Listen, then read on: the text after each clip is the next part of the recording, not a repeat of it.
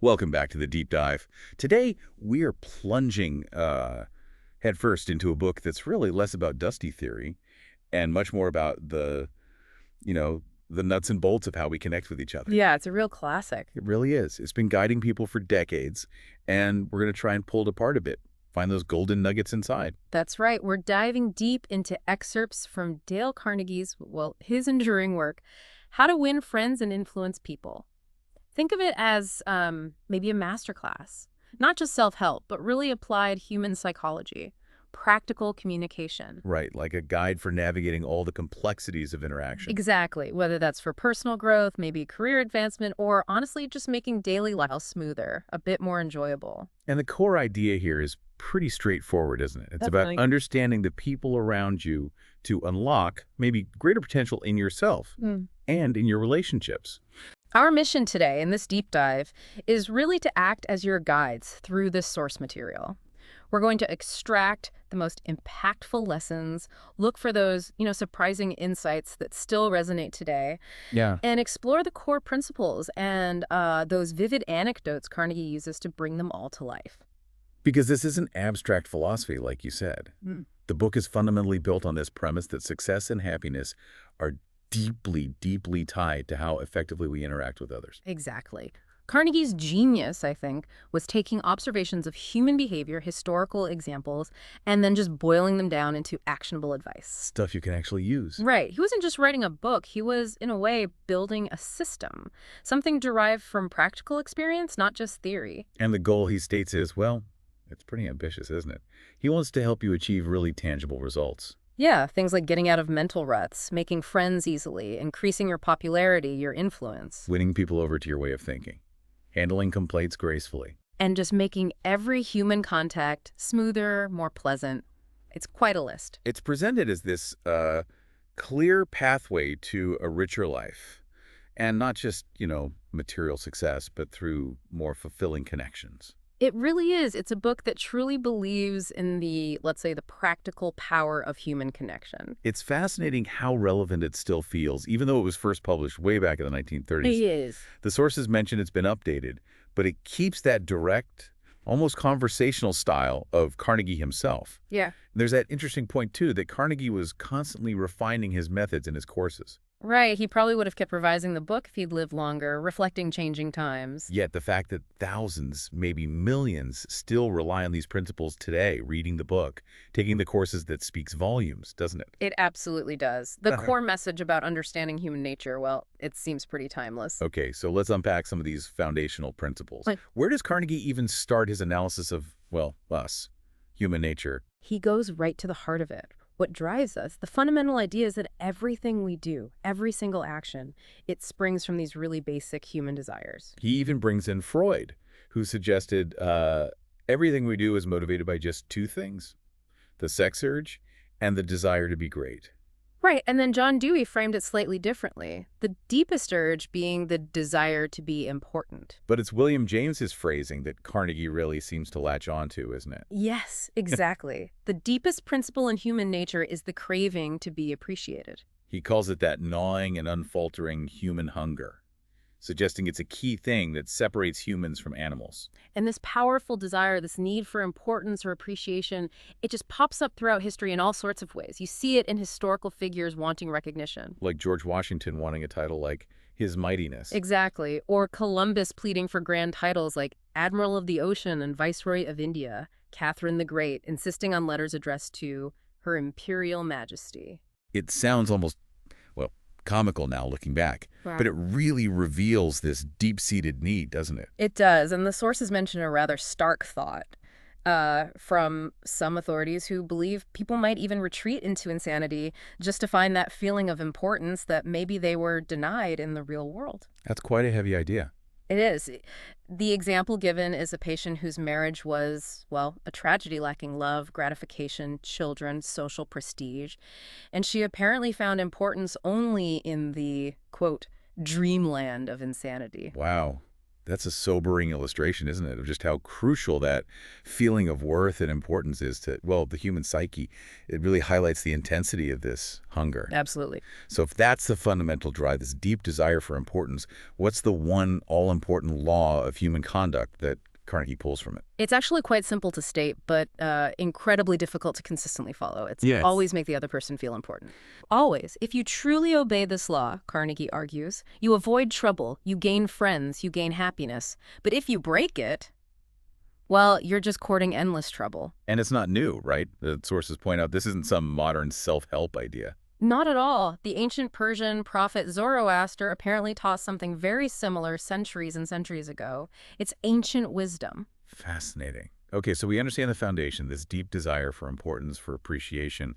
But, knowing it is one thing. Actually applying it consistently in your life, that's the hard part. Right. And Carnegie is very practical about this. He gives specific instructions on how to get the most out of this wisdom, doesn't he? Absolutely. He treats the book less like something you just read once and put away, and more like a working handbook, a guide for active learning. He stresses developing a really deep, almost obsessive desire to master these principles. Which makes sense, right? Yeah. If you don't actually want to change your habits, just reading the words isn't going to do much. Exactly. Yeah. So beyond that desire, what else does he suggest? Well, he suggests reading each chapter twice, not just once, and stopping frequently while you're reading to ask yourself, okay, how can I apply this suggestion right now? Or maybe this week. Then marking up the book, underscoring, highlighting. Yeah, making notes, drawing lines, anything to make it easier to quickly review later. Make it your own. So those are the reading strategies.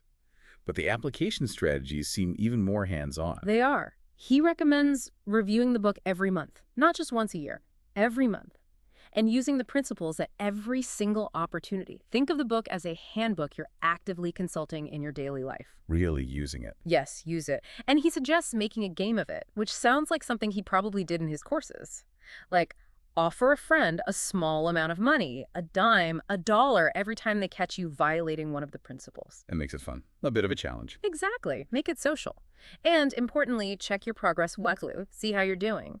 There's one piece of advice on application that really struck me as insightful. It transforms it from just theoretical knowledge to, lived experience.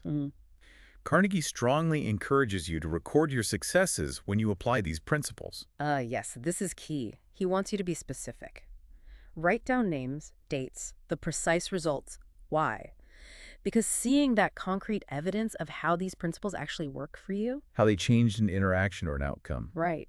It's incredibly motivating. It shows you the power firsthand. And it inspires greater effort, doesn't it? Plus, I love that point he makes about the future. Imagine looking back years later at those entries. They become this fascinating record of your personal growth. Your journey in understanding people. It turns your life into a kind of laboratory for human relations. It's a really powerful technique for reinforcing new habits. You're literally documenting your progress and building better connections. Okay, so let's jump into the first principle. Carnegie presents it as the absolute starting point for dealing with people. And interestingly, it's a negative one. Don't criticize, condemn, or complain. He puts this first for a reason, I think. It's where most of us go wrong most often. Why is criticism so bad? Well, because it's almost always futile. Think about it. What happens when you criticize someone? They get defensive.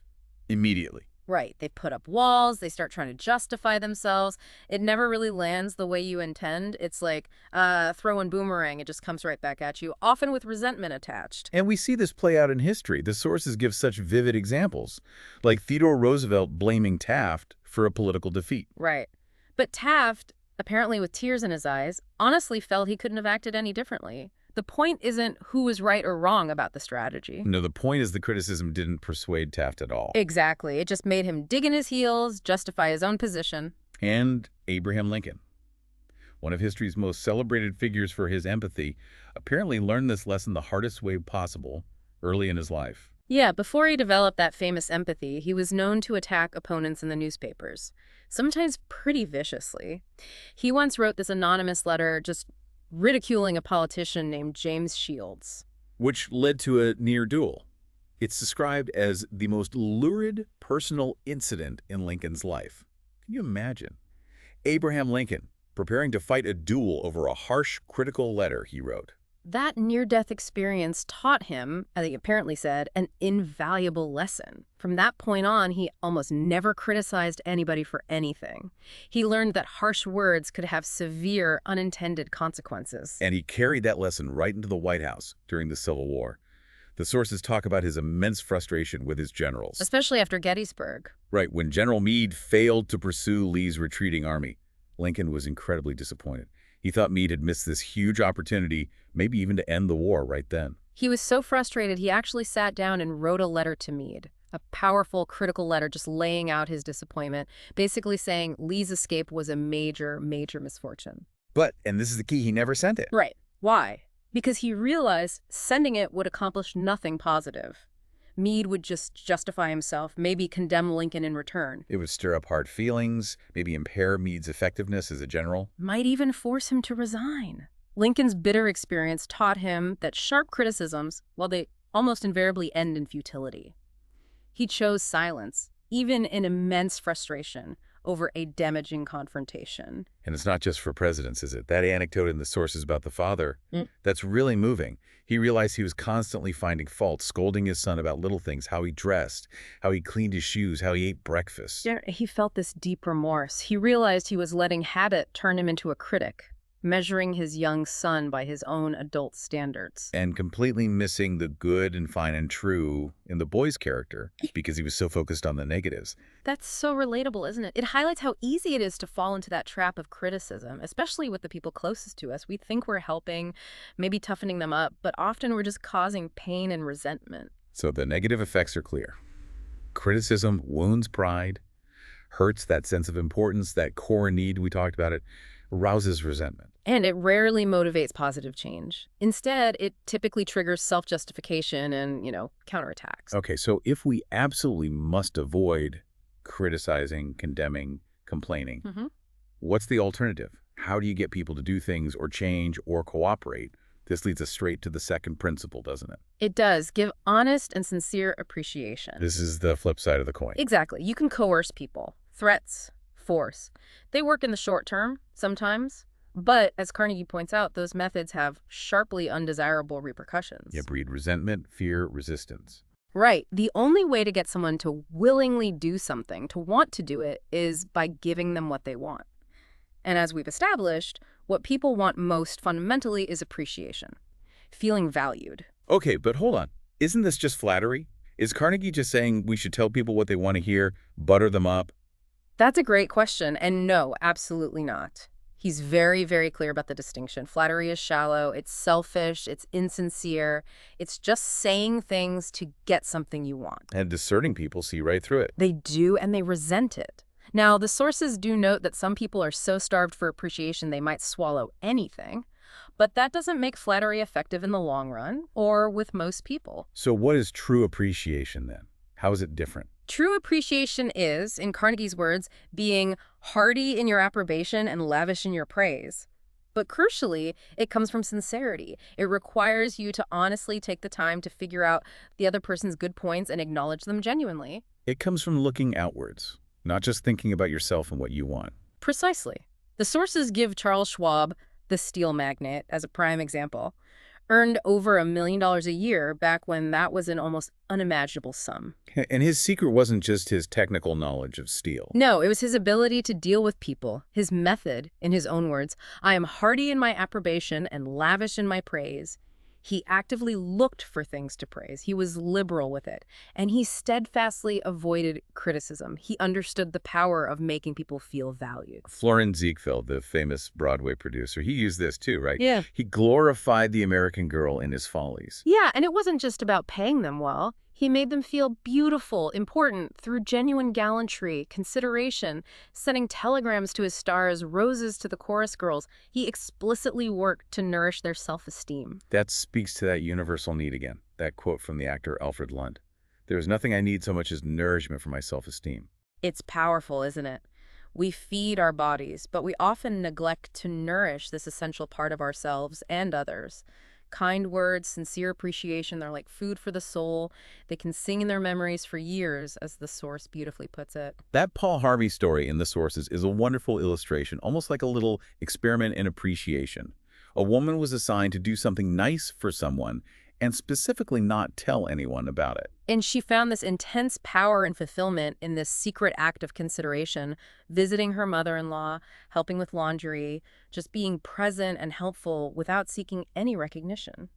Through that simple hidden act, she realized the profound power of appreciation and consideration, experienced not just by the person receiving it, but by the giver too. It really circles back to Emerson's insight, doesn't it? Every man I meet is my superior in some way. In that, I learn of him. If you approach people with that mindset, looking for the good, looking for something genuinely praiseworthy. Then your appreciation will be sincere, not just hollow flattery. Right. It requires a fundamental shift in focus from yourself to the other person. Okay, so building on this understanding of human desire, the third principle is arouse in the other person an eager want. Yes. This is where influence really comes into play. Since action springs from what we fundamentally desire to influence someone else, you have to connect what you want to what they want. It's about bridging that gap. Exactly. The core strategy here is a perspective shift. Start talking about what you want or need. Start talking about what they want, their needs, their goals, their problems, and then show them how they can get what they want or solve their problem by doing what you suggest. The image of Ralph Waldo Emerson and his son trying to get that stubborn calf into the barn is perfect for this, isn't it? It really is. Pushing and pulling didn't work because, well, that wasn't what the calf wanted. But the hired girl understood the calf's desire milk, so she simply put her finger in its mouth. And the calf eagerly followed her right into the barn. She appealed directly to its wants. Stan Novak used this with his young son Tim, who didn't want to go to kindergarten. Instead of just ordering him, Stan appealed to Tim's desire to be big, to play with other kids. So he set up a game. Yeah, with toy cars, talking about how fun kindergarten would be, playing with all the new toys and kids. He framed kindergarten not as an obligation, but as a way for Tim to get something he desired, fun play. Being a big kid, he made Tim want to go. Carnegie himself demonstrated this brilliantly when he was negotiating that rent increase with a hotel manager, a 300% hike. Right, and Carnegie didn't just complain he couldn't afford it. He focused entirely on the manager's perspective. He listed the advantages for the manager if Carnegie stayed guaranteed income, no empty ballroom nights. Which the manager lost by renting to Carnegie for his lectures. Exactly. And he also listed the disadvantages for the manager if Carnegie left, by focusing entirely on the manager's potential gains and losses, appealing to the manager's own desire for profit and stability. He got the increase down to only 50%, without ever making it about his own financial problems. He showed the manager how keeping him was actually in the manager's best interest. This principle is also powerfully illustrated by looking at what doesn't work. The sources critique that completely ineffective letter a company wrote trying to get radio advertising space. Oh yeah, the one that started, "Dear Mr. Blank, the company desires to retain its position." And Carnegie's internal reaction, his frustration, is the key insight. Who cares what your company desires? I am worried about my own problems. The letter failed because it was all about the company's wants and needs. It made demands. Like respond promptly. Right, without offering a single reason why the recipient should care or how he would benefit. It was all take, no give. Now compare that to Barbara Anderson's letter applying for that bank job in Phoenix. She needed the job for her son's health, a very personal reason.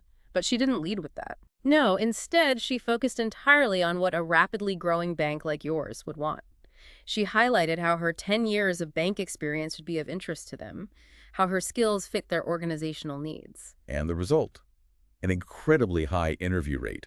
11 out of 12 banks invited her in.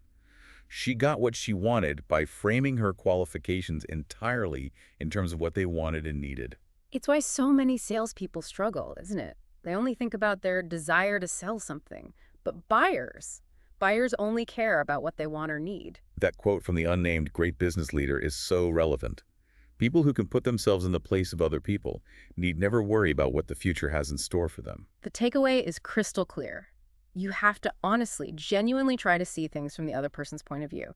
It's about making them feel like the action you suggest is maybe their idea, or at least that it directly benefits them in a way they care about. Like Dr. L feeling sold on the X-ray equipment after the company asked for his expert advice on improving it. It made the purchase feel like a logical outcome of his own thinking. Exactly. It empowers them. Okay, moving on.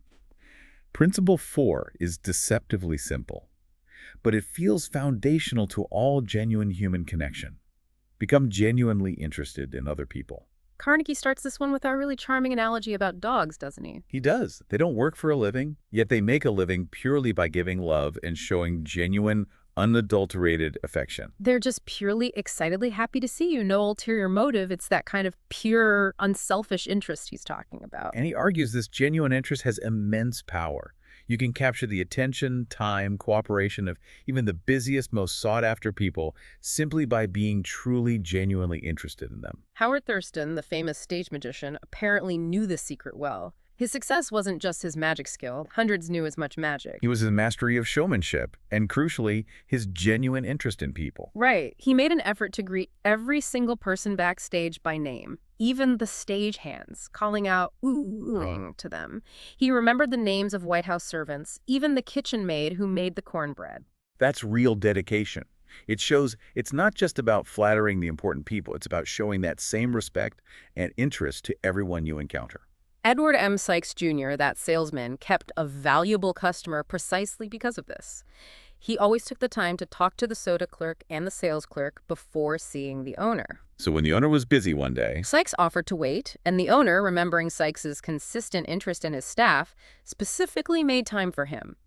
Sykes realized showing genuine interest in everyone in the organization, not just the decision-maker, builds goodwill that really pays off. Carnegie used this principle himself, didn't he? To get famous authors like Kathleen Norris and Fannie Hurst and prominent men like William Jennings Bryan and FDR to speak to his classes. He did. Oh. How? By showing genuine interest in their work, their success secrets. He'd send letters signed by like 150 students expressing admiration and posing specific questions for the speakers to answer. That saves them the trouble of preparing a whole lecture. Exactly, and it makes it about their interests, their accomplishments. It demonstrated sincere interest in them and their craft. He even shared that simple practical technique for remembering names and showing interest. Ask for the name, repeat it, write it down. And transfer it to a calendar pad so it pops up automatically on their birthday.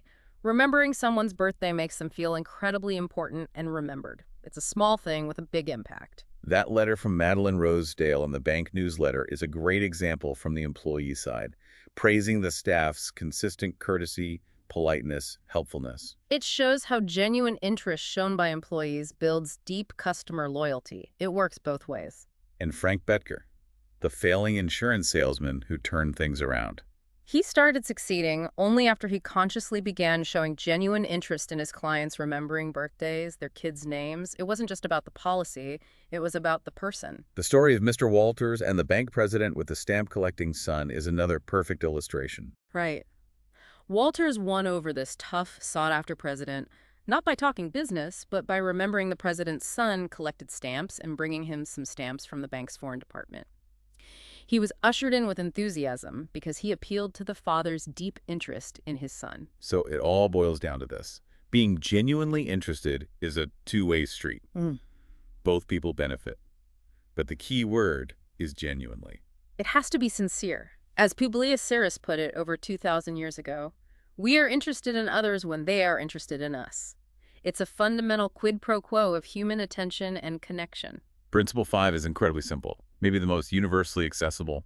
Smile. It costs nothing, right? But it creates so much, enriches those who receive it without impoverishing the giver. Happens in a flash, but the memory can last a lifetime. It really is a goodwill ambassador. But just like appreciation, Carnegie stresses it must be real. A fake, mechanical grin fools nobody. People often resent it. He means a heartwarming smile, a smile that comes from within. That story from Dr. Stephen K. Sproul's waiting room at the vet's office captures this perfectly, this glum room full of tense pet owners. Waiting for inoculations, yeah. Everyone bored and anxious. But then one person starts smiling at a baby. And others start smiling too. Suddenly the whole mood shifts. It converted boredom and tension into a pleasant and enjoyable experience. A single genuine smile was the catalyst. William Steinhardt, that New York broker known as a terrible grouch, decided to experiment with this. Every morning, he forced himself to smile. He'd greet his family, the elevator operator, the doorman, the cashier, his colleagues, all with a deliberate smile. And he found it completely revolutionized his life. More happiness at home, colleagues saw him differently from grouch to really human. And what's fascinating is, as he started smiling more, he also found it easier to stop criticizing, to start appreciating, to see things from others' viewpoints. It shows how these principles really reinforce each other, doesn't it? It really does, and it connects to that psychological insight that happiness often depends more on our inner state, what we think about, how we act, than just external circumstances. William James's advice. The sovereign voluntary path to cheerfulness is to sit up cheerfully and to act and speak as if cheerfulness were already there. Act cheerful, and you're more likely to feel cheerful, and smiling is a key part of acting cheerful. That department store ad poem, quoted in the sources, is quite touching, describing the value of a smile. It's something you can give when you have nothing else. And it can help someone realize all is not hopeless, that there is joy in the world. It's a simple, free, but incredibly powerful tool for connection. Okay, principle 6 feels fundamental to making people feel seen and valued. Remember that a person's name is the sweetest and most important sound to them. It sounds so obvious, doesn't it? But how many times have you met someone and boom, the name is gone? Or had someone you've met multiple times still forget yours? Calling someone by their name acknowledges their unique identity, their importance. Successful people seem to master this. Jim Farley, managing FDR's campaigns, built incredible loyalty, won millions of votes, partly by remembering names. After meeting thousands, he'd write personal letters. Dear Bill, Dear Jane, signed simply Jim. Because he knew the average person is more interested in his or her own name than in all the other names on Earth put together. That story about Mr. Levy and the immigrant worker named Jan is just incredibly powerful. The man had been in the U.S. for 15 years, working hard, with a name many found hard to pronounce or remember. But Mr. Levy made the effort, learned it, used it correctly. And the worker was so deeply moved, he cried. Just think about that. 15 years of maybe feeling slightly invisible, his identity not quite acknowledged, and then one person makes the effort and it brings him to tears. It shows how profoundly important hearing your own name spoken correctly can be. Andrew Carnegie, Dale's namesake, though no relation to the Steel King, was another master of this. Not necessarily the technical genius, but he knew people. Remembering and honoring names was central to his leadership. Naming the Pullman Palace Car Company after George Pullman, legendary. Appealing directly to Pullman's pride in his name. Even someone as incredibly busy as Franklin D. Roosevelt made time for names. Even mechanics. Yeah, the sources tell that detailed story of Chamberlain delivering the special Chrysler car. FDR met the mechanic briefly, remembered his name. Later, showing Chamberlain the car, he praised it to Chamberlain, but then even involved the White House porter by name. George, you want to take particularly good care of the suitcases?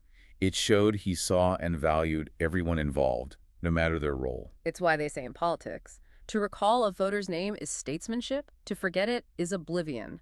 And it's just as true in business, in any social contact. Napoleon had a whole system for it, right?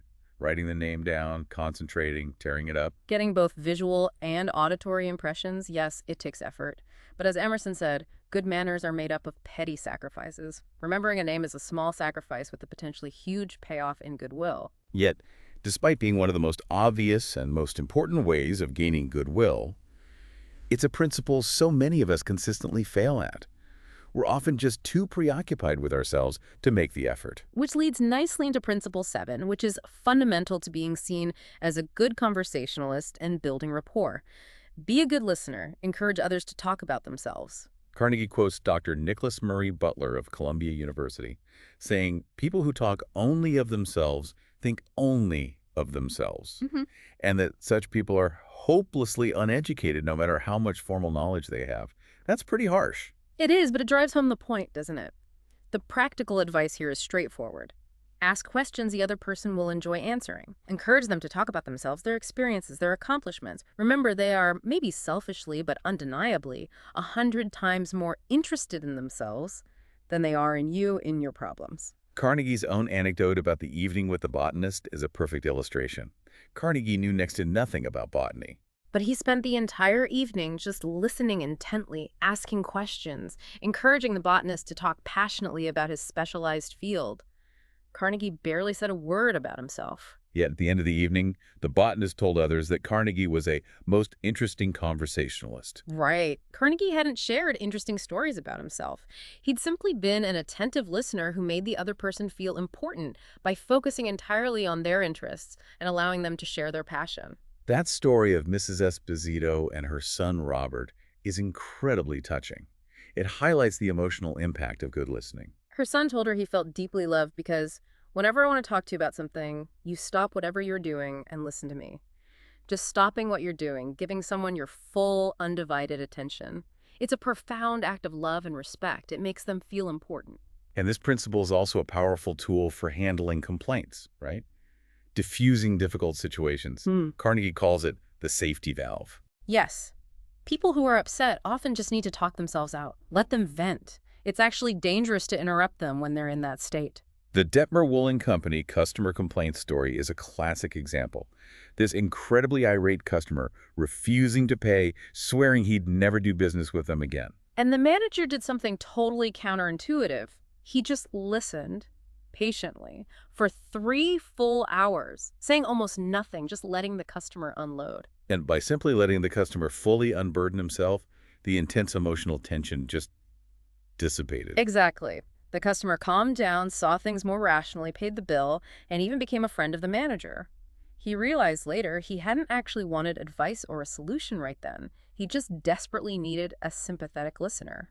Sigmund Freud, the father of psychoanalysis, was apparently famous for his listening skills.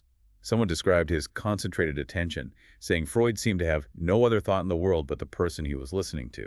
That level of focused, present listening is incredibly rare and incredibly powerful. It makes people feel uniquely valued and understood. Okay, Principle 8 kind of circles back to the idea of perspective, building on genuine interest and listening. Talk in terms of the other person's interests. This is about finding that royal road to a person's heart, as Carnegie puts it. You connect with people on a much deeper level when you engage with what they're passionate about or interested in. Theodore Roosevelt was apparently a master of this. Before a visitor arrived, he'd stay up late reading about whatever subject he knew that guest was particularly interested in. He put in the effort to connect with them on their terms, about their world. William Lyon Phelps, the literary critic, shared that childhood memory that stuck with him his whole life, as an 8-year-old boy. A visitor came to their home, and instead of talking down to him or just talking to the adults, the visitor spoke directly to young William, talking enthusiastically about boats, which was the boy's absolute passion at the time. Even though the visitor himself cared nothing for boats. Right. But that focused attention on the boy's interest left this indelible, positive impression. It made the boy feel important, seen. Edward L. Farr used this principle to finally land a sales account he'd been chasing for 4 years, trying to sell bread to a hotel manager. No success. Until he learned these human relations principles. He researched the manager's interests, discovered his passion was the Hotel Greeters of America Society. So Farr went to see the manager, not to sell bread, but to talk about the greeters. He even joined the society himself. The manager talked enthusiastically about the greeters for half an hour, and shortly after, the hotel steward called Farr to order bread samples. Focusing on the manager's passion of his life worked where 4 years of traditional selling had completely failed. Edward E. Harriman used a similar indirect approach to get an audience with a busy, guarded executive. Didn't just call and push his own agenda. No, he studied the executive's interests first. Then he met with the executive's loyal secretary, spent time talking about her constructive role in the executive's success. Building rapport there first. Exactly. Then he pitched his idea, not in terms of what he wanted, but how it could translate into financial and political success for him, meaning the executive. By focusing on what the executive valued and what his loyal staff member cared about, Harriman got the meeting. It's all about framing your approach through the lens of the other person's world. Even a simple, sincere compliment fits here. Carnegie telling the man he had beautiful hair. Right? Just saying, what beautiful hair you have. It led to a pleasant conversation, left the man immensely pleased, walking on air. It wasn't about getting anything. It was about giving genuine appreciation, focused on something he cared about, took pride in. Many people have admired my hair. Okay, let's shift gears slightly. We're moving into a section focusing more on influencing and leading others, especially when you need to change behavior or address mistakes without causing a lot of resentment. Carnegie calls this how to change people without giving offense or arousing resentment. So this is really applying those foundational principles to leadership, to correction. Exactly. And the first principle here is begin with praise and honest appreciation. Why start with praise, especially when you need to point out a flaw? Carnegie uses that great analogy of the dentist giving you Novocaine before drilling. The drilling, the criticism or correction, it still happens, but the pain is significantly lessened. Praise softens the blow, makes the person more receptive. We see this in those presidential examples. Calvin Coolidge, visiting a friend's apartment in the White House, praises the wife's cooking before delicately mentioning maybe the cook needed help improving her efficiency. Or President McKinley praising that overly ornate speech, calling it splendid, magnificent, saying it was precisely the right thing to say for many occasions. Only then gently asking if it was quite suitable for this specific occasion, guiding the subordinate to realize it needed revision himself. Mr. Gaw, inspecting that subcontractor's factory where deliveries were late, didn't start by complaining.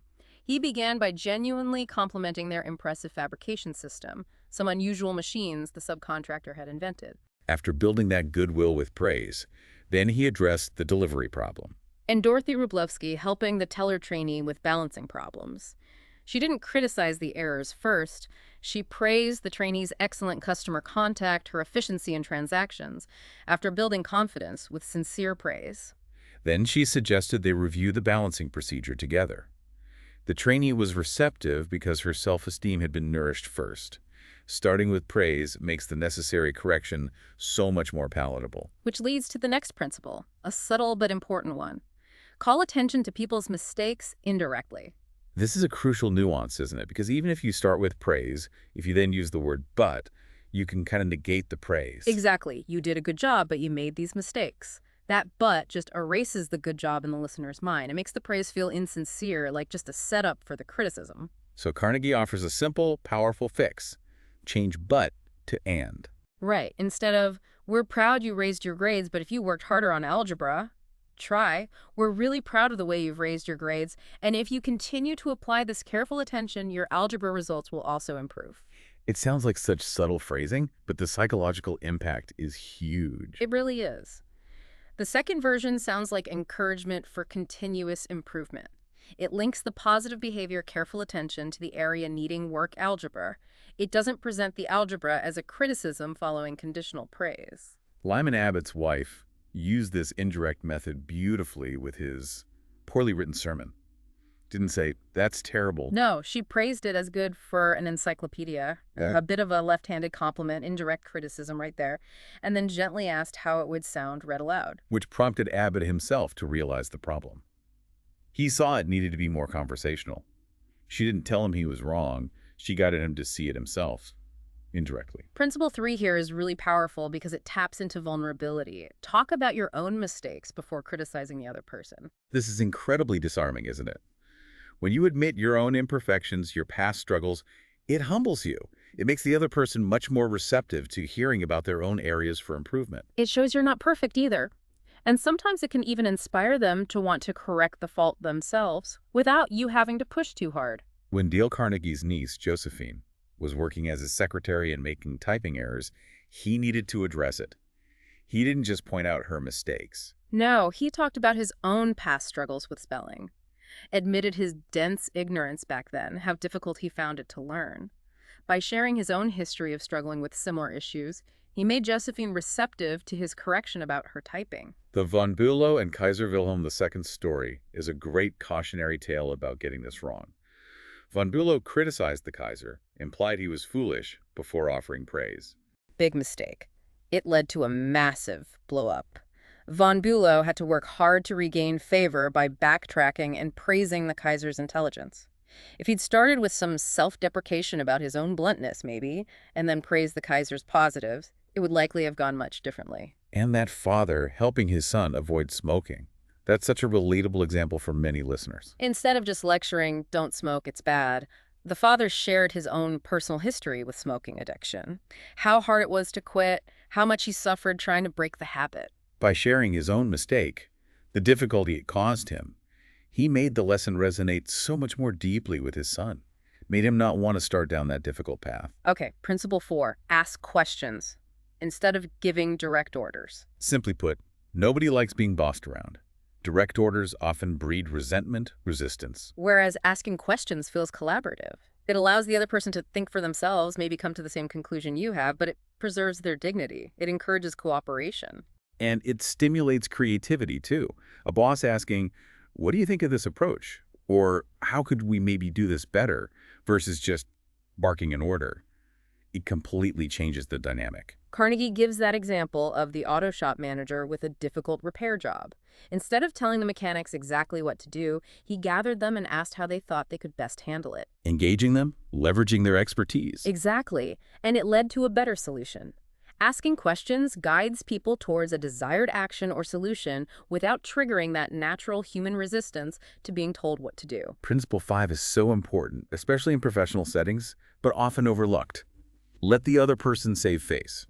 Carnegie calls this vitally important, yet we often ride roughshod over the feelings of others, don't we? Especially when we have to fire someone or demote them or point out a significant failure. Allowing someone to save face means finding a way for them to maintain their dignity, their self-respect, even in a really difficult situation. The classic Charles Steinmetz story from General Electric is the perfect illustration. Steinmetz, genius electrical engineer, but failing miserably as head of a department, just wasn't suited to management. GE needed to remove him from that role, but they couldn't just fire or demote such a valuable, albeit misplaced talent. It would crush him. So what did they do? They gave him a new title, consulting engineer for the company. This was work he was essentially already doing, or could do brilliantly. This important-sounding title allowed Steinmetz to step out of the role where he was failing without losing face, without feeling publicly humiliated. He remained happy, productive, valuable to GE, just in a different capacity that played to his strengths. Similarly, that manager ending seasonal employment learned to change his approach. Instead of curtly dismissing workers with, "You understand you were only employed for the busy season," He started by praising their hard work, their valuable contribution during the busy season, before explaining that, unfortunately, there wasn't enough work to keep them on year-round. That simple act of acknowledging their contribution allowed them to leave feeling appreciated, not just dismissed. Principle 6 is all about positive reinforcement and its incredible power. Praise the slightest improvement and praise every improvement. Carnegie quotes Jess Lair, "Praise is like sunlight. We cannot flower and grow without it." Just as criticism stunts growth, praise nurtures it. We're often so quick to point out what's wrong, but slow to acknowledge progress, aren't we? We really are. Think about Charles Dickens as a boy, pasting labels in that rat-infested warehouse, feeling insecure, lacking confidence. But he received praise from his old schoolmaster, who saw his intelligence, his potential for finer things. That praise was a turning point, gave him confidence, set him on the path to becoming one of the world's greatest writers. And parents working with kids on behavior problems found that actively praising the positive things the children started doing led to a dramatic reduction in negative behaviors. The kids started repeating the actions that earned them praise, simple reinforcement. Mr. Roper dealing with that young printer doing poor work instead of criticizing. He visited the print shop, looked for the best work the young man had done. Then he praised that specific work, explaining exactly why it was superior. This specific, honest praise transformed the young printer into a dedicated, loyal worker who took pride in his craft. Specific praise is so much more powerful than vague compliments, isn't it? Good job is nice, but I really liked how you handled X. That was very effective. Means so much more. Absolutely. And this principle connects deeply to human potential. William James famously said, "Compared with what we ought to be, we are only half awake. The human individual thus lives far within his limits." Appreciation and praise can help people see their own hidden treasures and, as Carnegie says, can literally transform them by helping unlock that potential. Principle 7 is a really powerful tool for leadership, for mentoring. Give the other person a fine reputation to live up to. This is about believing in people and communicating that belief to them. When you give someone the reputation of being capable, trustworthy, possessing certain positive qualities, they will often strive to embody those qualities, to live up to that expectation you've set. The story of Georgette LeBlanc and Marie the dishwasher is truly transformative. Marie was this humble, maybe overlooked charwoman. But LeBlanc saw something more in her. She told Marie she was the tabernacle of unseen marvels, giving her this reputation far grander than her current circumstances. And this belief, this reputation LeBlanc gave her, it changed Marie's life. She started taking care of herself, she blossomed, eventually got married, thanking LeBlanc for changing her entire outlook and trajectory. Mr. Henke used this with Bill, the mechanic whose work was declining. Instead of criticizing, Henke had a heart-to-heart. He praised Bill as a fine mechanic, mentioned his years of experience, past compliments. Then he said he was confident Bill would want to correct the recent decline himself, to live up to his own high standards, that reputation of being a fine mechanic. Exactly. This appeal to Bill's pride and past reputation motivated him. He became a fast, thorough mechanic again. Dr. Fitzhugh used this technique with Bridget the charwoman, who missed cleaning the cup holders, instead of leaving a critical note. He left a note praising her fine job of cleaning, generally giving her the reputation of being thorough. Then he indirectly mentioned the cup holders, suggesting she could take an extra half hour from time to time if you feel you need to do those once-in-a-while things, and even offered to pay extra. By framing it that way, he gave her the reputation of someone who would care about details and thoroughness, if given the resources. And the result, cup holders polished to a mirror-like shine the next day. He appealed to her potential for excellence. Miss X, the schoolteacher dealing with Tommy T, the bad boy, refused to let his reputation define him. She actively looked for the good, focused on positive traits, praised any small sign of improvement. By giving him the reputation of being a good boy who could do better, she saw a significant positive change in his behavior. And the boy labeled brain injured, who excelled in radio TV repair. Same principle at work. He struggled academically until encouraged to focus on his strength and given the reputation of someone capable of becoming a technician. That belief, that encouragement, helped him overcome limitations and thrive in that area. So this principle isn't about false praise or manipulation. It's about seeing the best in people, sometimes seeing potential they don't even see in themselves, and articulating that belief in a way that inspires them to reach for it. Which leads to Principle 8 in this section, building directly on arousing an eager want. Make the other person happy about doing the thing you suggest. This goes beyond just getting compliance, doesn't it? It's about getting buy-in, making them want to do what you're proposing, maybe by appealing to their sense of importance, pride, or other desires. Exactly. Think about Woodrow Wilson needing to appoint someone other than William Jennings Bryan as a peace emissary. His advisor, Colonel House, handled it masterfully. Didn't tell Brian he wasn't chosen? No. He told Bryan he was too important for that specific role, said his official presence would attract too much attention. By appealing to Bryan's sense of importance, his ego, House made Bryan happy to step aside, framing it as a necessary sacrifice due to his high status. Woodrow Wilson himself used this when inviting MacAder to be Secretary of the Treasury. Didn't issue a command. He wrote to McAdoo, framing the appointment as a sacrifice for McAdoo, given his personal affairs, but adding it would be a real help and pleasure to Wilson, appealing to McAdoo's sense of friendship, duty, the chance to be important to the president. Mr. Straub, negotiating that rent reduction, used this with his landlord. Didn't complain the rent was too high. No, he started by praising the landlord, praising the building, expressing how much he wanted to stay. By focusing on his positive feelings, his desire to remain a tenant, he made the landlord happy to find a way to keep him, resulting in a significant rent reduction. This is also where appealing to nobler motives comes in, right? Yes. In difficult situations, like that customer complaint about the poorly handled contract, the manager didn't just apologize. He appealed to the customer's sense of fairness and patience. By framing the desired outcome, the customer being understanding in terms of the customer's own positive qualities, he made the customer want to live up to those qualities. Dean Woodcock handling that photographer complaining about too many workers on a job site. Handled beautifully. Instead of getting defensive, he sympathized first. I'd think the same thing in your position. Then he explained why the situation was unusual, unique job, executives interested. He made the photographer understand the importance from his perspective, making him feel satisfied with the explanation. Gerald H. Wynn, getting a good settlement in a damage claim. Used a friendly, sympathetic approach, appealing to the claim adjuster's sense of fairness. Focused on making the adjuster feel good about reaching a fair outcome. Even refusing invitations can be handled this way. Carnegie didn't just say, "I'm busy." He expressed sincere regret, explained the specific conflicting obligations, often suggested alternative ways he might be able to help later. Making the person feel understood and valued, even in refusal.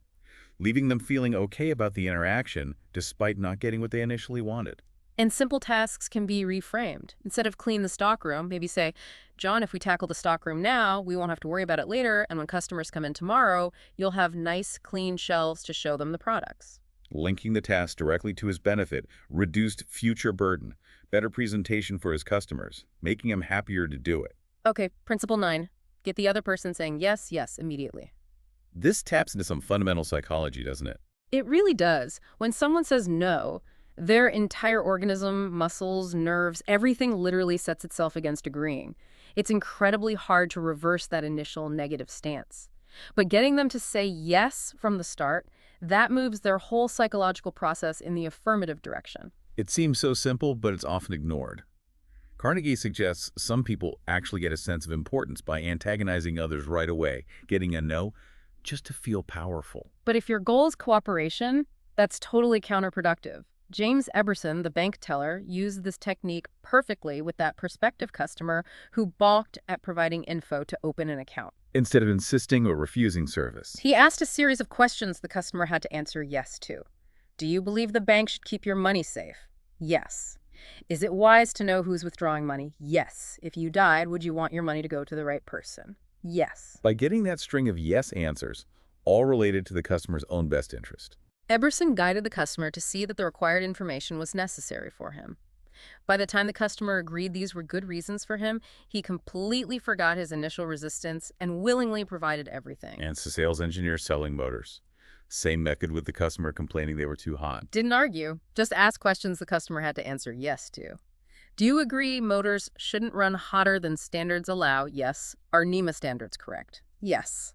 Is 72 degrees Celsius above room temp the standard rise? Yes. After establishing all that common ground based on standards.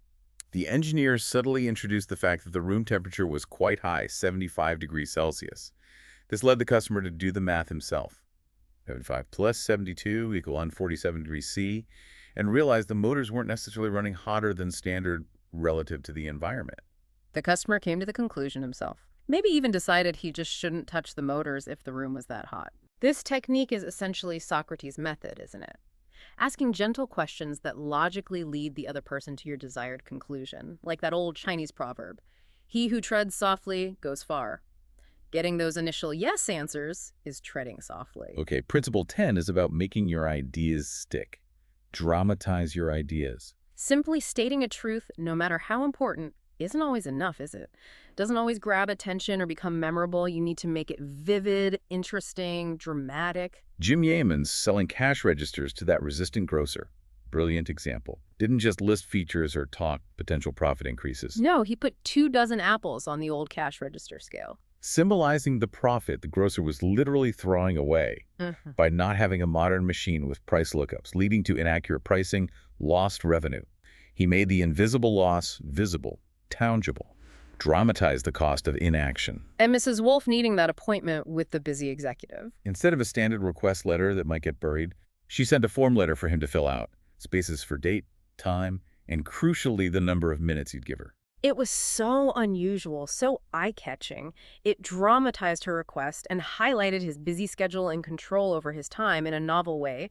It stood out, got her a prompt response, got her the appointment. She dramatized her request to get his attention. Principle 11 taps into a really deep human drive. Throw down a challenge. This appeals to our desire for opportunity, for self-expression, to prove our worth, to excel, ultimately to win.